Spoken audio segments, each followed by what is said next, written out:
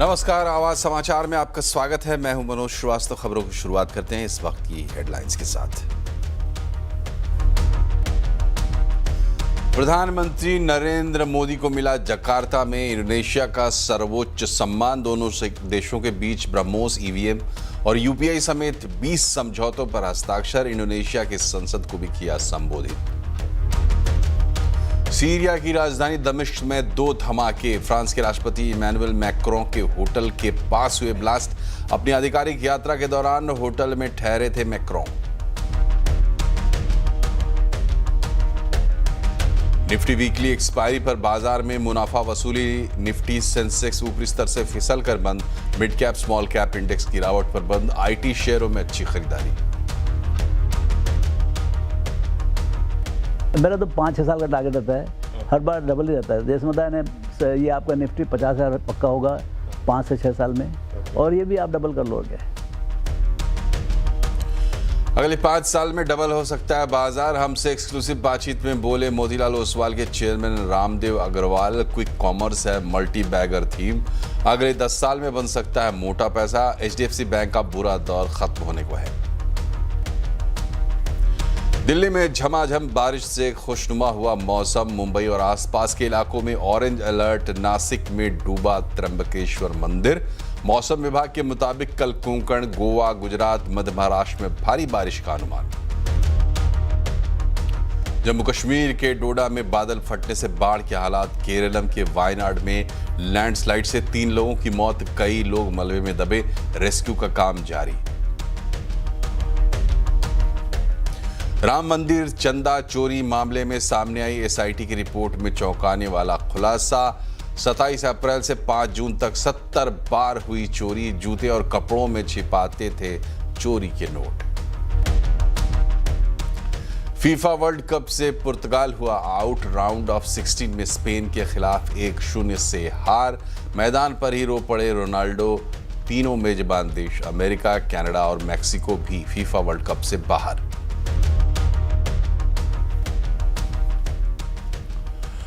तो प्रधानमंत्री नरेंद्र मोदी इंडोनेशिया के भारतीय समुदाय को संबोधित करते हैं। सीधे वहीं चलते हैं। लेकिन भारत और इंडोनेशिया तो सदियों से कोलैब करते आया थे।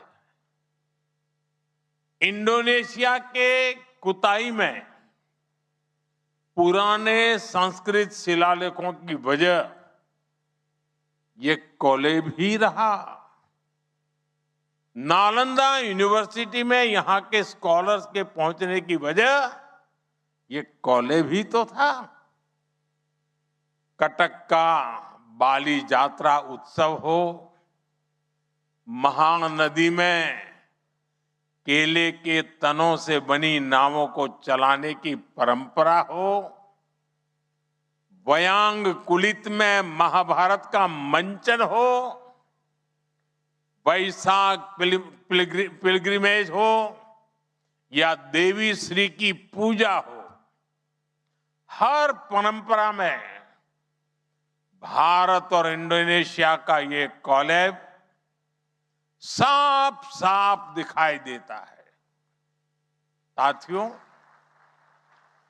भारत और इंडोनेशिया के कोलैब का ये इतिहास जितना पुराना है उतना समृद्ध भी है।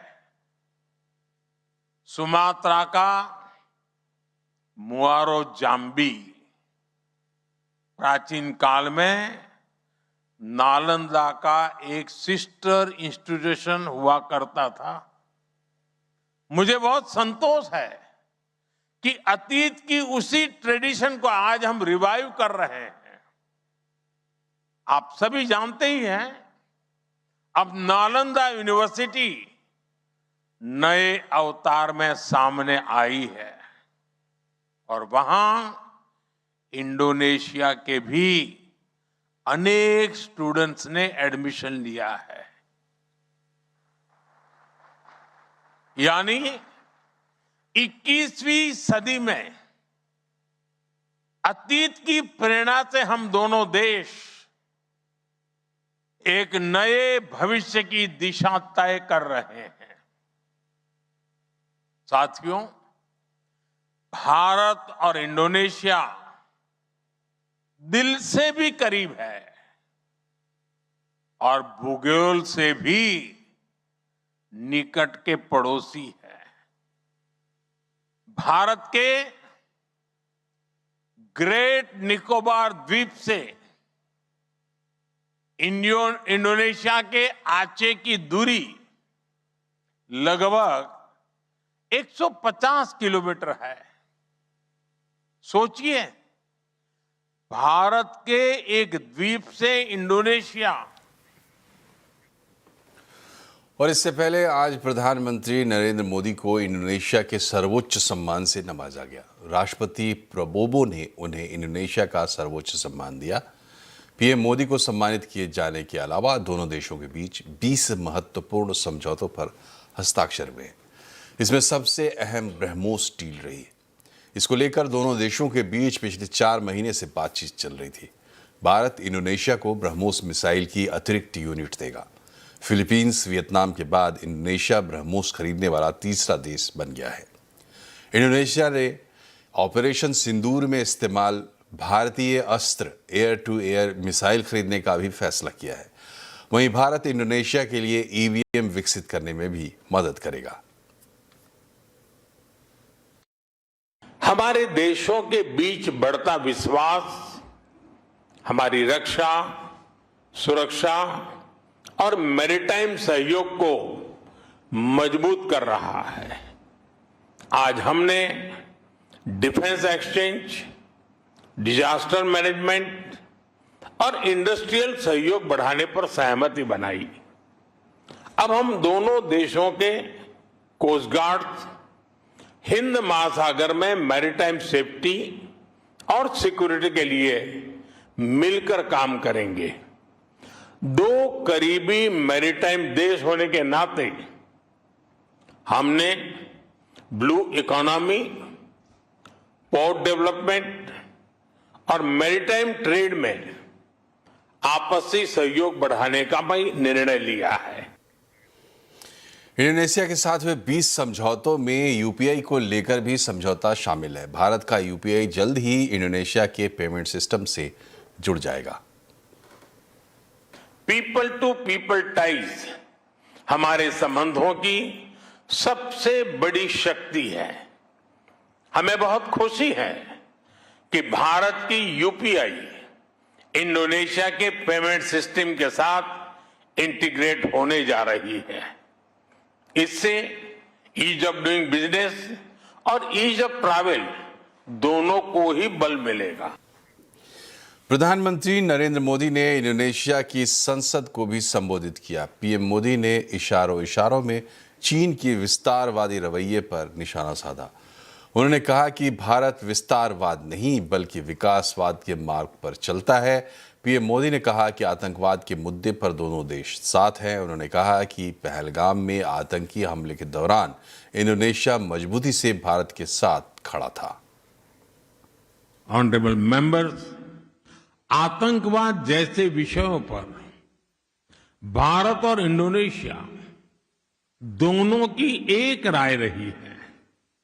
पिछले वर्ष पहलगाम में जब जघन्य आतंकवादी हमला हुआ, इंडोनेशिया तब भारत के साथ मजबूती से खड़ा रहा।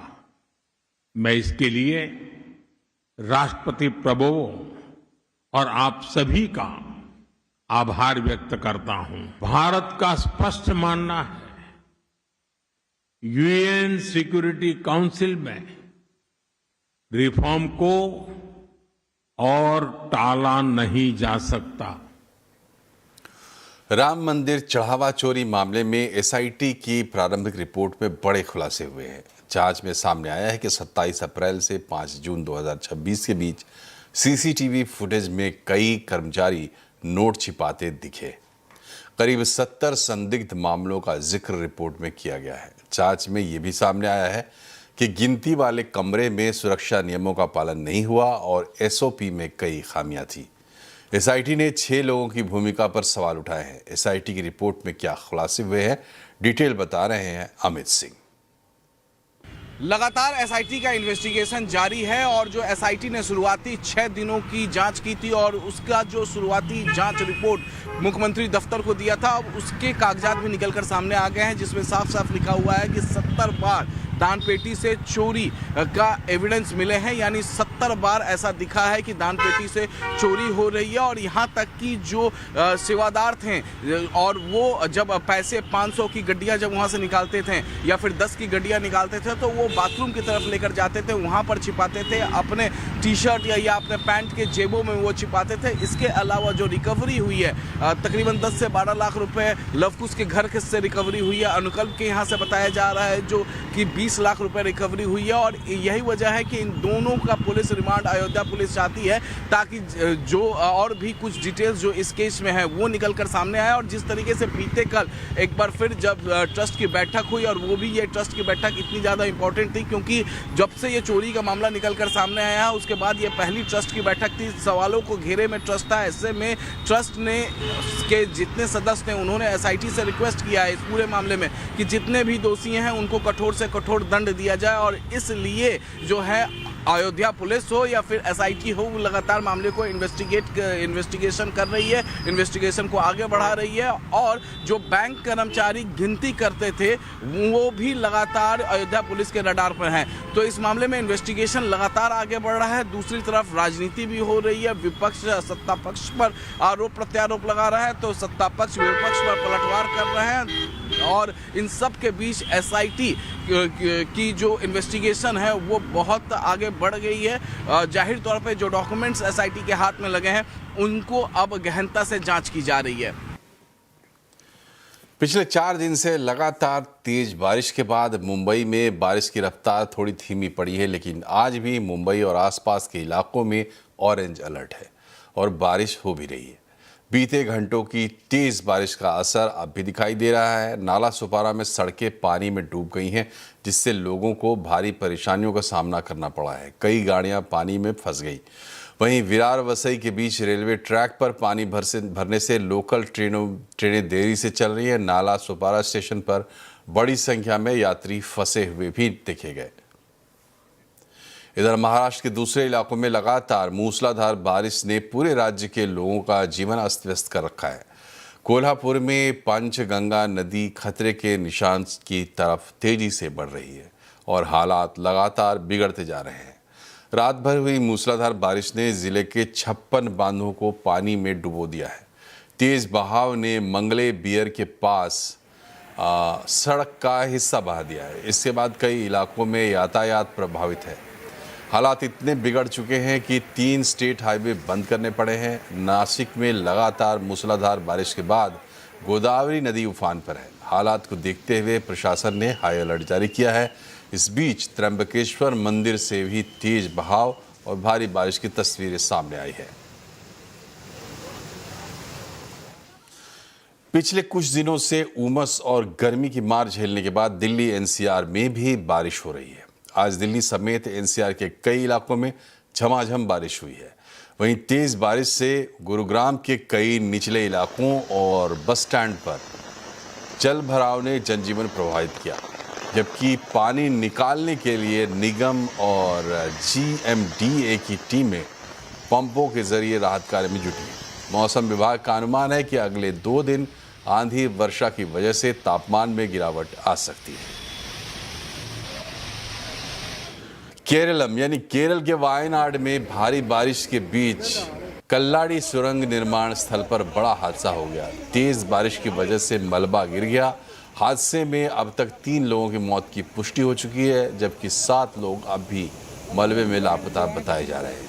वहीं 9 घायलों को अस्पताल में भर्ती कराया गया है। मलबे में फंसे लोगों को सुरक्षित निकालने के लिए राहत और बचाव दल युद्ध स्तर पर रेस्क्यू ऑपरेशन चला रहे हैं। जम्मू कश्मीर के डोडा में अचानक आई भीषण बाढ़ ने भारी तबाही मचाई है। नेशनल हाईवे 244 को मलबे ने अपनी चपेट में ले लिया। तबाही ऐसी कि पूरे डोडा की रफ्तार ही मानो थम गई। कई घर भी बाढ़ के प्रकोप से नहीं बच सके। मलबे में समाये घरों का नामो निशान मिट गया। कई जगह भारी बारिश की वजह से लैंडस्लाइड की भी खबरें सामने आई है।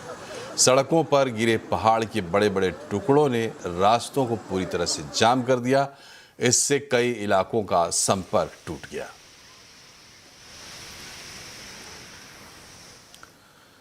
जीएसटी रैशनलाइजेशन के बाद ऑटो सेल्स और एक्सपोर्ट बढ़ने से ऑटो कंपोनेंट इंडस्ट्री ने 12.7% की ग्रोथ दर्ज की है। आगे ग्रोथ कैसी रहेगी, ट्रेड डेफिसिट पर क्या असर पड़ेगा, इन तमाम मुद्दों पर एक्मा के प्रेसिडेंट विक्रमपति सिंघानिया से खास बातचीत की हमारे संवाददाता रोहन सिंह ने। इस साल के लिए क्या अब तक के जो क्लूज हैं, क्या आउटलुक सोच रहे हैं? परफॉर्मेंस अच्छी रही 2-3 कारण से। एक तो आप देखिए कि पोस्ट जीएसटी ओई की सेल्स रोबस्ट रही, और वो चाहे हमारा इंफ्रास्ट्रक्चर इंप्रूव हो रहा है, चाहे हमारी इकोनॉमी इंप्रूव हो रही है, प्लस कुछ एक्सपोर्ट्स में भी तेज़ी आई है यूएस को छोड़ के बाकी कंट्रियों में। तो उसके कारण ये इंडस्ट्री सॉलिड रही है, स्ट्रॉन्ग रही है, परफॉर्मेंस अच्छी रही है। एंड आई एम होपिंग कि इस साल में भी ये सिमिलर डायरेक्शन में ये चलती रहेगी। कुछ लोकलाइजेशन का कंपोनेंट बढ़ा है, तो आई थिंक ओवरऑल जो इंडस्ट्री का मूड है और जो नेशन का मूड है इन सम वेज, उस दिशा में ये इंडस्ट्री चल रही है। बस एक छोटा सा कंसर्न है कि पिछले 2 सालों में हमने देखा आप ट्रेड सरप्लस थे, इस साल फिर से हम बैक टू डेफिसिट हो चुके हैं। चाइना से जो इंपोर्ट हो रहा है वो भी बढ़ा है। क्या रीजंस रहा है, और क्या हम इसको आने वाले समय में इसको गैप, इस ब्रिज को गैप लग कर सकते हैं? पहले तो हम ये उल्टा चालू करेंगे कि हम तो सर्टनली होप करते हैं कि ये गैप को हम ब्रिज करेंगे। वो इसलिए क्योंकि देखिए टेक्नोलॉजीज जब शिफ्ट होती हैं, इंडिया में प्रीमियमाइजेशन गाड़ियों का बढ़ रहा है। आपके हमारी गाड़ी में इलेक्ट्रॉनिक्स का कंपोनेंट बढ़ गया है, हर गाड़ी में स्क्रीन लग गई, सनरूफ लग गया, गाड़ी की सीट आगे पीछे करने वाले मोटर्स लग गए। सो धीरे धीरे करके जब ये ट्रांजिशन होता है एंड जब तक वॉल्यूम्स एडिक्वेट नहीं होती हैं, तब तक कुछ इंपोर्ट करना वाजिब बनता है। जैसे जैसे हमारा लोकलाइजेशन कंटेंट बढ़ रहा है, क्योंकि वॉल्यूम भी बढ़ रही है और टेक्नोलॉजीज़ को हम नई टेक्नोलॉजीज़ को अब्जॉर्ब कर रहे हैं, ये लोकलाइजेशन कंटेंट बढ़ेगा एंड आई एम होपिंग कि इंपोर्ट्स घटेंगे। जी सर, एक इशू जिस पे आप लोग बातचीत भी कर रहे हैं, जो यूएसटीआर का जो इन्वेस्टिगेशन है उसको लेकर 301 का जो सेक्शन है, उस पर क्या आगे का रोड मैप क्या होने जा रहा है हमारा? इंडिया यूएस के अंदर बीटीए की बातें काफ़ी तेज़ गति से चल रही हैं। हम लोग सब होपफुल हैं कि वो शीघ्र साइन हो जाएगा। तो अगर वो दोनों को मिला के देखें तो हम ये देखते हैं कि शायद इंडिया के लिए लॉन्ग रन में इसका इम्पैक्ट कम होगा या नहीं के बराबर होगा। भारत के छोटे शहर अब कमाई और खर्च में बड़े शहरों को टक्कर दे रहे हैं। प्राइस एंड टाटा सन्स की the many urban India's report में ऐसे कई दिलचस्प पहलू सामने आए हैं। आज आवाज अड्डा में इसी पर होगी चर्चा। छोटे शहर बड़ी कहानी, शाम 7:57 पर। और यहाँ रुक रहे एक छोटे से ब्रेक के लिए, लेकिन आवाज समाचार में खबरें अभी और भी हैं, बने रहिए हमारे साथ। एक बार फिर से आपका स्वागत है आवाज समाचार में। सीरिया की राजधानी दमिश्क में एक के बाद एक 2 धमाके हुए। ये धमाके उस होटल के पास हुए जहां फ्रांस के राष्ट्रपति इमैनुअल मैक्रों अपनी आधिकारिक यात्रा के दौरान ठहरे हुए थे। गनीमत ये थी कि धमाके के वक्त मैक्रों अपने होटल में नहीं थे। दमिश्क में सीरियल ब्लास्ट पर पूरा अपडेट बता रहे हैं संजय सूरी। फ्रांस के राष्ट्रपति इमैनुअल मैक्रों के सीरिया के दौरे के दौरान 2 जबरदस्त विस्फोट हुए, जिसमें कई लोग जख्मी हो गए और कईयों की हालत बहुत गंभीर बताई जाती है। और ये विस्फोट वहाँ हुए जो कि बिल्कुल 4 सीजन्स होटल के निकट एक स्थान है, करीब 100 गज की दूरी पर, और 4 सीजन्स होटल में मैक्रों ठहरे हैं। बताया जाता है कि मैक्रों ने आवाज़ तक नहीं सुनी इन विस्फोटों की, तो मैक्रों तो सुरक्षित हैं और वो सेफ हैं। लेकिन एक प्रयत्न, इसमें कोई संदेह नहीं है कि ये जो अटैक है ये मैक्रों की तरफ डायरेक्टेड था और कोशिश थी कि मैक्रों को टारगेट बनाया जाए। प्रश्न ये उठता है कि ये कौन समूह हो सकते हैं, कौन ये हस्तियां हैं जो मैक्रों के खिलाफ इस किस्म की कार्रवाई कर रही हैं और करना चाहती हैं। तो कई लोग हैं जिनको मैक्रों के साथ बहुत शिकायत है सीरिया में, विशेष तौर से जो अलावाइट कम्युनिटी है सीरिया में, वो नहीं चाहते कि मैक्रों जो सीरिया के राष्ट्रपति अल शरा है उनके साथ संपर्क करें, उनके साथ संबंध बनाएं। पिछले साल करीब 2,500 अलावाइट लोग मारे गए क्लैशेस में, और लोगों का कहना है कि इसके पीछे अल शरा की सरकार थी। पिछले साल जब अल शरा पेरिस गए तब भी मैक्रोन ने उनको होस्ट किया और तब से ये शिकायतें शुरू हैं कि मैक्रोन अल-शरा के साथ संबंध क्यों बना रहे हैं। इसके अलावा कई आतंकवादी ग्रुप हैं सारे सीरिया में और वो भी बहुत एक्टिव हैं, तो निश्चित तौर पर अभी नहीं कहा जा सकता कि इसके पीछे किसका हाथ है, लेकिन इसमें कोई संदेह नहीं है कि बहुत लोग हैं सीरिया में और ये बिल्कुल मिलिटेंट ग्रुप्स हैं जिनको मैक्रोन से और फ्रांस से बहुत गंभीर शिकायत है। अब बात करते हैं आज के बाजार की। 4 दिन की लगातार तेजी के बाद निफ्टी की वीकली एक्सपायरी पर बाजार में मुनाफा वसूली देखने को मिला। दिन भर उतार चढ़ाव के बीच ऊपरी स्तरों पर बिकवाली हावी रही। इससे निफ्टी और सेंसेक्स अपनी शुरुआती बढ़त गंवाकर गिरावट के साथ बंद हुए। वहीं mid cap small cap index में गिरावट रही। बाजार का पूरा हाल बता रही हैं रक्षा रावत। निफ्टी की वीकली एक्सपायरी का दिन था। बाजार की काफ़ी अच्छी शुरुआत हुई, लेकिन मार्केट में एक टिपिकल एक्सपायरी मूव देखने को मिला। इंट्राडे में निफ्टी ने 24,500 भी क्रॉस किया, लेकिन ऊपरी स्तरों से आखिरी के सेशन में गिरावट देखने को नजर आई। यहाँ पर देखेंगे तो निफ्टी में करीब 30 अंकों की गिरावट के साथ क्लोजिंग हुई है। निफ्टी बैंक ने भी अपनी सारी बढ़त गंवाई और करीब 100 अंकों की गिरावट के साथ यहाँ पर क्लोजिंग हुई है। मिड कैप और स्मॉल कैप ने भी आज बाजार का साथ नहीं दिया। अगर आज के सेक्टोरियल पिक्चर की बात करें तो यहाँ पर जो आउट परफॉर्मेंस थी रियलिटी सेक्टर में, वो कहीं ना कहीं आज खराब होती हुई नजर आई और रियलिटी इंडेक्स जो है वहां पर 1.5% की गिरावट देखने को मिली।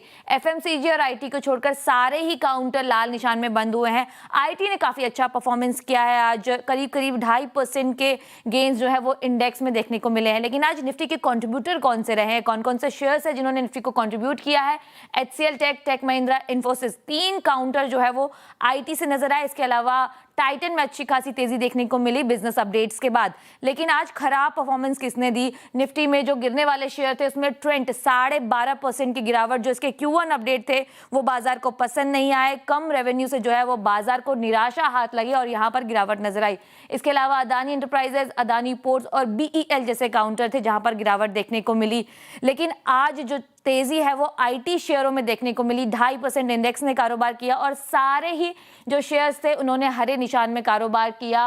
Persistent System, LTM, HCL Tech और एम्फेसिस, ये सारे काउंटर थे जिन्होंने आईटी को पुश किया। तो ये था आज के बाजार का पूरा मूड और माहौल।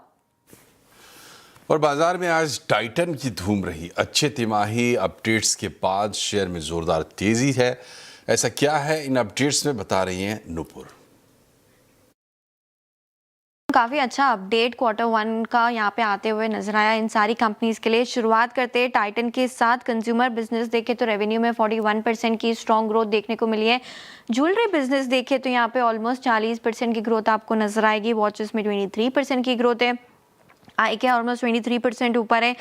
इमर्जिंग बिजनेसेस में भी देखें तो 19% की ग्रोथ देखने को मिली है। डोमेस्टिक कारोबार ऑलमोस्ट 37% की ग्रोथ यहाँ पर भी आती हुई नजर आई है। इंटरनेशनल बिजनेस 128% बढ़कर आते हुए दिखा है। कंपनी ने इस क्वार्टर में ऑलमोस्ट 77 नए स्टोर्स खोले हैं। मैनेजमेंट का कहना है कि फेस्टिव डिमांड काफ़ी हेल्दी थी। अक्षय तृतीया की जो डिमांड थी वो भी काफ़ी स्ट्रॉन्ग रही है। और कॉइन्स जो है कंटिन्यूड जो इन्वेस्टमेंट का एक प्रोसेस पिछले कुछ समय में देखने को मिला है, वहाँ से भी डबल डिजिट की ग्रोथ जो है वो बरकरार है। ब्रोकरेज हाउस का भी माने तो आपको यहाँ पे जो है पॉजिटिव व्यू ही आते हुए नजर आ रहा है। सारे ब्रोकरेज हाउस की तरफ से पॉजिटिव व्यू ही आपको देखने को मिलेगा। आपकी स्क्रीन पर है सिलेसी की आउट परफॉर्मेंस, मॉर्गन स्टैनली की ओवरवेट की रेटिंग है, सिटी का बाय का टारगेट है, नोमुरा भी देखे तो बाय की रेटिंग के साथ यहाँ पे 5000 का लक्ष्य देते हुए आपको नजर आएंगे। तो काफी बुलिश व्यू ब्रोकरेज हाउस की तरफ से भी आते हुए नजर आया है। और अब देखते हैं कुछ खबरें फीफा वर्ल्ड कप से।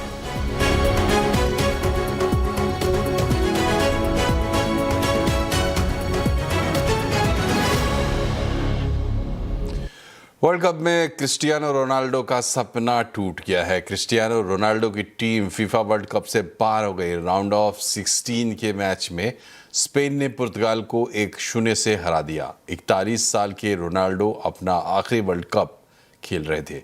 स्टेडियम से बाहर जाते समय फैंस ने खड़े होकर उनका अभिवादन किया। उन्होंने फैंस की तरफ हाथ हिलाकर उनका शुक्रिया अदा किया। रोनाल्डो ने संन्यास लेने की बात पर कहा कि ये उनका आखिरी वर्ल्ड कप था, लेकिन वो जल्दबाजी में कोई फैसला नहीं लेंगे। इधर मेजबान अमेरिका भी वर्ल्ड कप से बाहर हो गया है। बेल्जियम ने जबरदस्त खेल दिखाते हुए अमेरिका को 1-4 के बड़े अंतर से टूर्नामेंट से बाहर कर दिया। मेजबानी की बात करें तो फीफा वर्ल्ड कप के तीनों मेजबान अमेरिका, मैक्सिको और कनाडा वर्ल्ड कप की रेस से बाहर हो गए हैं। राउंड ऑफ 16 यानी प्री क्वार्टर फाइनल में ही तीनों ही टीमें आउट हो गई हैं। फुटबॉल वर्ल्ड कप के क्वार्टर फाइनल में पहुंचने वाली 8 में से 6 टीमों का ऐलान हो गया है। France, Morocco, Spain, Belgium, Norway और इंग्लैंड ने क्वार्टर फाइनल के लिए क्वालिफाई कर लिया है। आज राउंड ऑफ 16 के आखिरी 2 मैच खेले जाएंगे। पहला मैच अर्जेंटीना और मिस्र के बीच होगा और आज रात 9:30 बजे होगा। अर्जेंटीना ने अभी तक एक भी मुकाबला नहीं हारा है। अर्जेंटीना के कप्तान लियोनेल मेसी शानदार फॉर्म में है। ये वर्ल्ड कप के लगातार 8 मैचों में गोल कर चुके हैं। दूसरा मुकाबला स्विट्जरलैंड और कोलंबिया के बीच रात 1:30 पर होगा। और इसी के साथ आवाज समाचार में फिलहाल इतना ही, लेकिन खबरों का सिलसिला लगातार जारी रहेगा। आप भी खबरों से अपडेट रहिए, जुड़े रहिए CNBC आवाज से, हमारे सोशल मीडिया हैंडल्स के जरिए। नमस्कार।